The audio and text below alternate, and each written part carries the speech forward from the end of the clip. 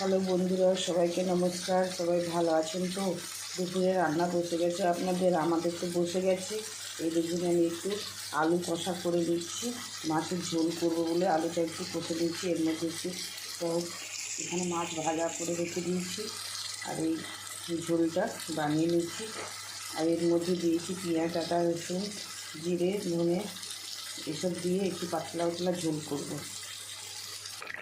বন্ধুরা দেখুন আমার এখানে ঝোলটা হয়ে গেছে, একটু ধনে পাতা দিয়ে এবার এটা নামিয়ে নেব।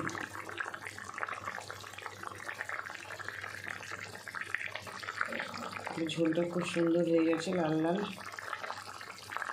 বন্ধুরা এইভাবে আপনারা বানিয়ে খাবেন, দেখুন খুব ভালো লাগবে।